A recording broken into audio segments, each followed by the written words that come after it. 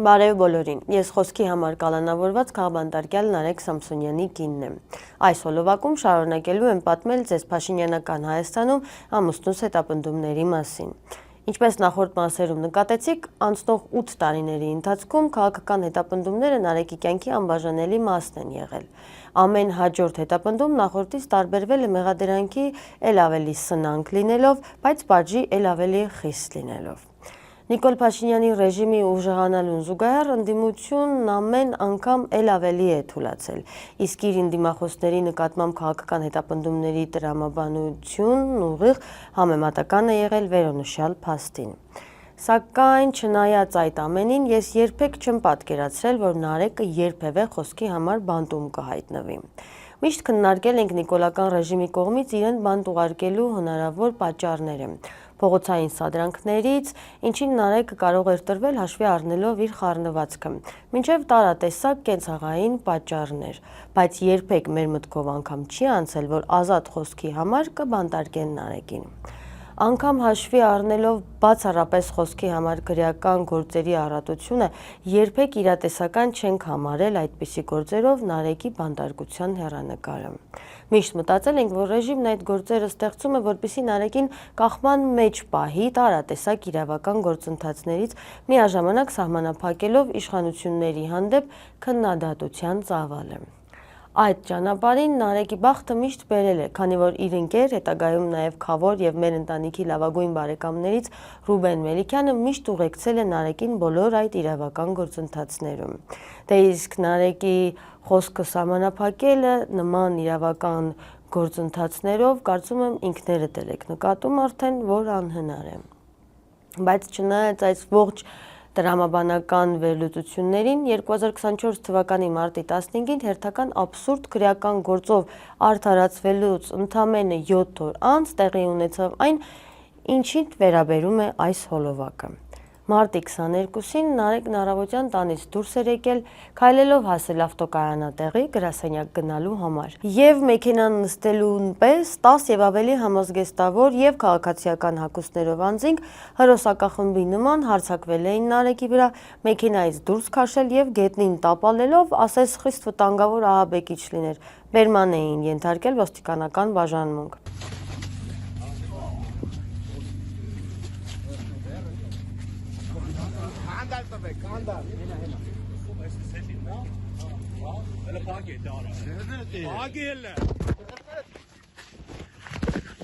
Ձերբակալման կադրերը դիտելիս չէինք կարողանում հավատալ մեր տեսածին։ Այդպիսի վայրագությամբ ձերբակալել մարդու, ով ընդամենն իրացրել էր իր ազատ խոսքի իրավունքը եւ որ ամենակարևորն է, որևէ դիմադրություն ցույց չէր տվել ճակերտավոր ոստիկաններին։ Անգամ հարվածել էին ոստիկանական վայրագությունները տեսանկարահանող օպերատորին, ով այդ պահին Նարեկի հետ էր եղել։ Իհարկե, այդպիսի բորենիաբար ձերբակալման պատասխանը Նարեկը տվեց նոր-նորքի ոստիկանությունից դուրս գալու պահին։ Նարեկին տանելուց հետո տեղեկացանք, որ ոստիկանական ուժեր են կենտրոնացած նաև Վազգեն Սաղաթելյանի տան դիմաց, եւ ամենայն հավանականությամբ ձերբակալելու էին նաև Վազգենին, ինչը տեղի ունեցավ կարճ ժամանակ անց։ Այդ օրն արդեն ոստիկանական բաժանմունքի մոտ իմացանք, որ այս անգամ ռեժիմը որոշել է չսահմանափակվել միայն քրեական գործ հարուցելով, այլև Նարեկին եւ Վազգենին կալանավորելու պլան ունեն։ Ինչպես եւ սպասվում էր, դատավորներն ընդգրկեցին ռեժիմի պահանջի առաջ եւ կայացրին քաղաքական եւ ոչ թե իրավական որոշում եւ երկամսյա կալանք սահմանեցին տղաների նկատմամբ։ Այս անգամ ռեժիմի երևակայությունն էլ ավելի հեռուն էր գնացել եւ տղաներին մեղադրում էին խուլիգանության հոդվածով, ինչը բոլորիս համար ոչ միայն անակնկալ էր, այլ ռեժիմի վերջնական բարոյալքման եւ այլասերման առաջին նախանշանը։ Երբ ամեն օր սոցիալական մեդիայով, իշխանական լրատվամիջոցներով ամենավերջին սեռական բնույթի հայոյանքներն ու լուտանքներն էին թափում իրենց ընդդիմադիրների եւ մասնավորապես Նարեկի ու Վազգենի նկատմամբ, երբ ռեժիմի պարագլուխն անձամբ ազգային ժողովի ամբիոնից հայոյախառն մեկնաբանություններ էր անում իր ընդդիմախոսների հասցեին եւ այդ պայմաններում Նարեկի ու Վազգենի ասածը խուլիգանություն են որակում, ասեք, որ անգամ սրանց պարագայում դա աբսուրդային է հնչում, բայց ինչպես ասում են, Նիկոլը Նիկոլ չէր լինի, եթե աբսուրդի այս մի բարձրունքն էլ չնվաճեր։ Եվ այդպիսով սկսվեց մեր առաջին քաղաքական կալանքը։ Հիշեցնեմ, որ խուլիգանություն էր որակվել Իմ Նեմնիմի ոդքասթի ընթացքում տղաների կողմից արված սուր եւ ցնցող քննադատություն իշխանությունների հասցեին, ինչը երաշխավորված էր թե Հայաստանի Հանրապետության Սահմանադրությամբ եւ թե միջազգային կոնվենցիաներով։ Չմտնելով իրավական նյուանսների մեջ, ցանկանում եմ ձեզ պատմել կալանավորման ընթացքում մեր ընտանիքի ապրած օրերի մասին։ Ամենաչպատմված, բայց իմ կարծիքով եւ անձամբ ինձ համար ամենակարևոր ապրումներն էին մեր ընտանիքում։ Բնականաբար էմոցիոնալ առումով աննկարագրելի է այն զգացումը, որ ամուսինդ, որդիդ, եղբայրդ բանտարկվել է ոչնչի համար։ Ինձ համար մի փոքր դժվար էր որոշել ինչ եմ ասելու մեր երեխաներին, երբ հարցնեն, թե պապան ուր է, երբ հատուն գալու։ Այդ ժամանակ որոշեցինք երեխաներին ասել, որ պապան արտերկիր է մեկնել Վազգենի հետ հաղորդում նկարելու համար։ Իր ուրախություն բոլորիս եւ հատկապես ինձ, Նարեկի եւ Վազգենի գործը գնահատող մարդիկ շատ էին եւ ես դա զգացի իրենց կալանավորման 2 երկար ու ձիգ ամիսների ընթացքում, երբ ծանոթ, անծանոթ մարդիկ կապի էին դուրս գալիս եւ իրենց աջակցությունն հայտնում մեզ գոտեպնդման խոսքեր ասում։ Դա անգնահատելի է։ Anti-Fake AM-ի խմբագրության կողմից միանգամից որոշում կայացվեց Իմ Նեմնիմի ոդքասթը շարունակելու, ինչը պետք է անեին այն հանրային դեմքերը, որոնք կիսում էին տղաների քաղաքալատյալ լինելու հանգամանքը։ Anti-Fake-ին այդ ամենն անելու հարցում օգնեցին շատերին հայտնի եւ լսարանի համար սիրելի դարձած լրագրողներ, քաղաքագետներ, պատգամավորներ, իրավաբաններ։ Այդ օրերին հանրային դաշտի ամբողջ ընդդիմադիր սեգմենտը համախմբվել էր Իմ Նեմնիմի եւ Anti-Fake-ի շուրջ։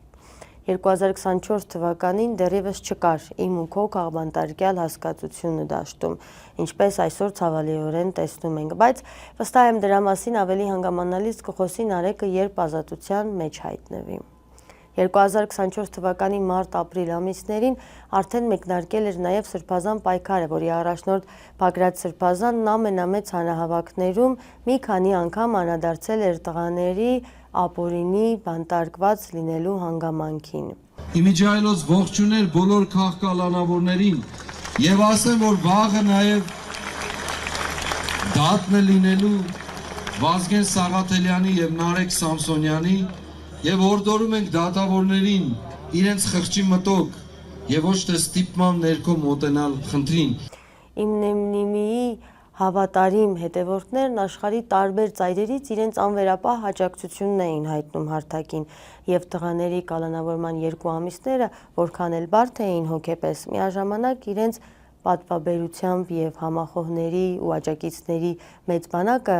մեղմում էր այդ բարդ շրջանը։ Իմ Նեմնիմի գործը դատարան մտնելուն պես հենց առաջին նիստում դատավոր Արման Հովհաննիսյանի կողմից դադարեցվեց տղաների բանտային կալանքը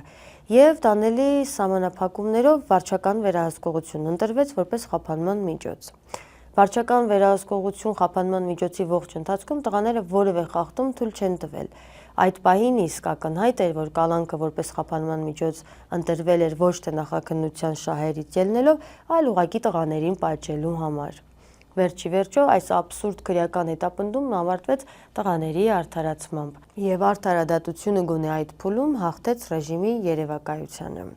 Տղաները վերադարձան եթեր հետևություններ առած ռեժիմի մանրախնդրության մասին։ Չնայած նրան, որ Իմ Նեմնիմի ընթացքում հնչած քննադատությունները խուլիգանություն որակել են մեծագույն աբսուրդ էր, իսկ ոդքասթը դիտող այն մարդիկ, ում դուր չէր գալիս սուր քննադատական բառապաշարը, կարող էին պարզապես չդիտել այն։ Այնուամենայնիվ Իմ Նեմնիմի խմբագրությունը հաղորդման սկզբնամասում հատուկ ծանուցում էր պատրաստել, որը մինչև եթերը սկսվելը մի քանի րոպե մնում էր էկրաններին, իրազեկելով դիտողներին հաղորդման ընթացքում հնչող բառապաշարի եւ սուր քննադատության մասին։ Ավելին, կոնկրետ Նարեկը հրապարակայնորեն հայտնել էր, որ ինքը եթերում այլևս որևէ հայհոյանք չի հնչեցնելու, չնայած նրան, որ անգամ հայհոյանք հնչեցնելը խուլիգանության կամ քրեական օրենսգրքի որևէ այլ հանցատեսակ չի ենթադրում։ Մենք ունենք արդարացման վերդիկտ Առաջին Հայաստանի դատարանից։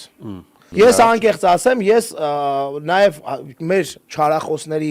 այդ բանակի չափից ելնելով ու այդ չարախոսների որակից ելնելով ես էլ չեմ հայոյելու, ես որոշել եմ, որ չեմ հայոյելու։ Համենայն դեպս ես որոշել եմ, որ այդ ոչ նորմատիվ բառապաշար չեմ օգտագործել։ Մի բան ասեմ, նոր շարունակեմ։ Մի բանա, որ քեզ օրենքով արգելում են ու դրա պատճառով դու չես հայոյում։ Մի բանա, որ դու գիտես, որ դրա իրավունքը ունես, բայց ինքդ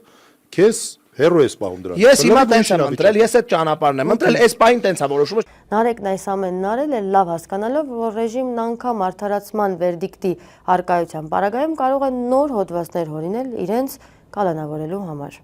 Հիշում եմ ամեն անգամ որևէ թեմայից խոսելուց առաջ Նարեկի եւ Ռուբեն Մելիքյանի քննարկումներն այն մասին, թե ինչ հոդված կարող են դրա տակ ստեղծել ռեժիմի ներկայացուցիչները։ Երբեմն ինձ թվում էր, որ այդ տեսակ քննարկումները չափից ավելի զգուշավորության մասին էին, եւ այսօրվա պես հիշում եմ, թե իմ այդ դիտարկումներին ինչպես էր արձագանքում Նարեկը։ Փաստորեն Նարեկի զգուշավորությունն իզուր չէր եւ այդքան ուշադիր եւ հետեւողական լինելն անգամ, երբ չպահեցին ռեժիմին բանականությանը հակասող ծիծաղելի մեղադրանք ստեղծել եւ այս անգամ ավելի աբսուրդ եւ տարական բանականությանը հակասող մեղադրանքով երկամսյա կալանքի որոշում ստանալ վերջին տարիներին ամենահայտնի եւ ամենաանաչառ դատավոր Մասիս Մելքոնյանից։ Հոկտեմբեր ամսվա կեսերին մամուլում արդեն տեղեկություններ էին շրջանառվում, որ ռեժիմը պատրաստվում է նորից կալանավորել Նարեկին ու Վազգենին։ Այդ օրերին տղաները պատրաստվում էին երրորդ նախագահ Սերժ Սարգսյանի հետ պատմական թողարկմանը։ Բոլորը տեղյակ են Նարեկի երրորդ նախագահի հանդեպ ունեցած խիստ դրական վերաբերմունքի մասին։ Ասեմ ձեզ, որ մեր ընտանիքում այդ կարծիքը կիսում են բոլորը, եւ բոլորիս ու հատկապես Նարեկի համար այդ թողարկումը շատ կարեւոր էր, եւ անգամ տղաները որոշել էին անել ամեն ինչ, որ իրենց կալանավորումը չլինի գոնե միջև այդ թողարկումը։ Այդպես էլ եղավ։ Շուրջ 7 ժամանոց աննախադեպ թողարկումից ընդամենը 2 թողարկում անց տղաները ձերբակալվեցին, ապա կալանավորվեցին։ Այսօրվա պես հիշում եմ, ինչպես նախագահի հետ թողարկումից հետո Նարեկն ասաց, հիմա արդեն բռնում են, թող բռնեն։ Ուղղակի չեմ պատկերացնում, ինչ կարան ստեղծեն, որ բռնեն։ Թողարկումը բնականաբար հիստերիկ նոպաներով էր ընդունել ռեժիմի պարագլուխը, որը թողարկման ավարտից մի քանի րոպե անց լուսադեմին սկսել էր իրեն հատուկ ոճով մեկը մյուսի հետևից անկանոն գրառումներ կատարել թողարկման ժամանակ քննարկված հարցերի մասին։ Նախագահ Սերժ Սարգսյանը թողարկման ընթացքում հանգամանալից անդրադարձել էր ռեժիմի կործանարար գործողություններին եւ մի քանի կարևոր փակագծեր բացել, ինչն էլ հիմք էր հանդիսացել, որպիսի ռեժիմը մի քանի օր շարունակ ոհմակային հարձակումներ իրականացնի սոցցանցերում եւ մեդիայում։ Բացառիկ թողարկման հաջորդ առավոտյան ազգային ժողովի նախագահի աթոռին նստած Սիմոնյանն իրեն հատուկ լկտիությամբ իր բացառապես վիրավորական գրառումներում տղաներին անվանել էր շալլակոտներ, լացիրակներ եւ ինքն իրեն բնորոշող այլ բառեր։ Բնականաբար տղաներն իրենց հաջորդ եթերների ընթացքում անդրադառնում են իշխանական վիրավորանքներին, հատկապես հատուկ անդրադարձ են կատարում ԱԺ լկտի պահվածքին ու բառապաշարին։ Եվ Նարեկն այդ ընթացքում կիրառում է հայտնի հետույք բառը, որն էլ իրավապահների կողմից որակվում է որպես խուլիգանություն եւ կալանքի պատճառ դառնում։ Այն բանից հետո, երբ խոսնակը չի վարանում եւ միանգամից հանցագործության մասին հաղորդում է ներկայացնում իրավապահներին եւ գլուխը բարձր հայտարարում դրա մասին։ Նարեկի եւ Ազգենի մասնակցությամբ իմնեմնի մի վերջին թողարկման հյուրն Արմեն Աշոտյանն էր։ Եվ հենց այդ թողարկումից հետո գիշերը ուշ ժամին Նարեկն եկավ տուն, չհասցրեցին երկու բառ փոխանակել, մեր փոքր դուստրն արթնացավ, գնացի իրեն քնեցնելու եւ չվերադարձայել ինչպես միշտ։ Եվ արդեն առավոտյան տեղի ունեցավ այն, ինչի համար իրեն հարկող իրավապահ ցանկացած կառույցի աշխատակից պետք է գլուխը կախի։ Մեր ընտանեկան արարողակարգերից մի բան պատմեմ։ Մեր առաջնեկն առաջին դասարանում է սովորում եւ սեպտեմբերից մի օր չի եղել, որ Նարեկը մեզ դպրոց չտանի։ Անկամ ոդքասթների հաջորդ առավոտյան Նարեկը մեզ դպրոց էր տանում։ Մեր ընկեր իշխանը, որը եւս անհիմն ձերբակալվել է այս աբսուրդ քրեական գործի շրջանակներում, ամեն առավոտ 7:15-ից 7:30 ընկած ժամանակահատվածում գալիս էր մեր տուն, որ մենք կարողանայինք 4-ovս մեր փոքր դուստրն էր մեզ հետ դպրոց տանում քրոջը, դուրս գայինք տանից։ Նոյեմբերի 13-ը մեր սովորական օրերից մեկն էր։ Երեխաների հետ արդեն արթնանում էինք, երբ որ դուռը թակեցին։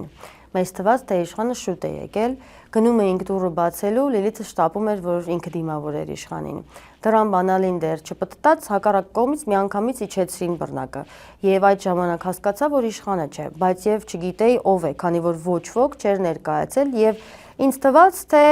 Պարզապես ինչ-որ մեկը փորձում է խուլիգանական հարձակում գործել մեր տան վրա։ Այդ ժամանակ երեխաները դրան արանքից տեսել էին դիմակավորված մարդկանց եւ վախեցած ասացին, թե մամա մասկաներով են։ Արդեն վստահ էի, որ գողեր են։ Երեխաներին ասացի, որ գողեր են, պապային ձայն տվեցի։ Այդ ժամանակ նոր դրան մյուս կողմից ասացին, որ գողեր չեն, այլ ԱԱԾ-ն է։ Հետագա մանրամասներին արդեն ծանոթ եք։ Ի տարբերություն նախորդ անգամվա, այս անգամ երեխաներին ասացինք ինչն ինչոց է եւ թե որտեղ է պապան ու թե ինչու։ Ասեմ ձեզ, որ ի հպարտություն Նարեկի եւ ինձ, մեր երեխաները լավ գիտակցում են, թե ինչ է իրենից ներկայացնում Փաշինյանական Հայաստանը եւ հպարտությամբ ընդունեցին այս փաստը։ Ճիշտ է, երեխաներին բնորոշ հարցեր շարունակում են տալ, թե պապան երբ է գալու տուն, կարոտել ենք, ինչու չենք կարող տեսնել պապային եւ այսպես շարունակ։ Ես նույն պատասխանն եմ տալիս, ասում եմ, որ դատավորը պիտի թույլ տա պապային տուն գալ։ Եթե թույլ տվեց, կգա տուն, եթե ոչ, պապան կշարունակի մնալ պատանդը Նիկոլի իշխանությանը։ Մեր երեխաները գիտեն Նիկոլն ով է ու ինչ է արել մեր երկրի հետ, ինչպես է Արցախը տվել թուրքերին ու անտուն թողել իրենց պես փոքրիկ բազմահազար երեխաների, ոմանց էլ զրկել է իրենց պապաներից։ Ես վստահ եմ, որ սրան էլ հաջորդելու են նորանոր հետապնդումներ, քանի դեռ ընդդիմադիր բոլոր ուժերը չեն գիտակցել, որ իրենք ունեն միայն մեկ թիրախ՝ Նիկոլի հավաքական կերպարով։ Հակառակ դեպքում շատ ու շատ ընտանիքներ են հայտնվելու այն իրավիճակում, որում հայտնվել է մեր ընտանիքը։ Եվ վերջում ուզում եմ կրկին ընթերցել Փաշինյանական ռեժիմի քաղաքական գերիների անունները, ովքեր դեռ շարունակում են կրել բանտային կալանք կամ տնային կալանք։ 18 արդարների գործով անցնող Բագրատ arczepiskopos Գալստանյան, Մովսես Շարբաթյան, Արմեն Ալեքսանյան, Իգոր Սարգսյան, Արման Իսրայելյան, Կարո Օկոմուշյան, Վահագն Չախալյան, Հայաստանի Հանրապետության ազգային ժողովի պատգամավոր Արթուր Սարգսյան, Բարերար Սամվել Կարապետյան, Գարիկ Գալեյան, հայրենիքի համար ընկած հերոս Մխիթար Գալեյանի հայրը, Արսեն Ղուկասյան, 44-օրյա պատերազմում անհետ կորած Սարգիս Ղուկասյանի հորեղբայրը, համայնքապետեր Դավիթ Համբարձումյան, Վարդան Ղուկասյան, ինչպես նաև մոտ 30 գյումրեցիներ, որոնց անունները դեռ հայտնի չեն, Անդրանիկ Չամիչյան, Ստրայկպոլի հայտնի գործով անցնող, Միքայել arczepiskopos Աջապահյան, Վեհապար Հայրապետի եղբայր Գևորգ Ներսիսյան, Վեհապար Հայրապետի եղբորորդի Համբարձում Ներսիսյան, Աշակ arczepiskopos Խաչատրյան, Տեր Գարեգին Քահանա Արսենյան, Մկրտիչ եպիսկոպոս Պորոշյան եւ Վազգեն Սաղաթելյան ու Նարեկ Սամսոնյան։ Ազատություն ռեժիմի բոլոր քաղաքական գերիներին։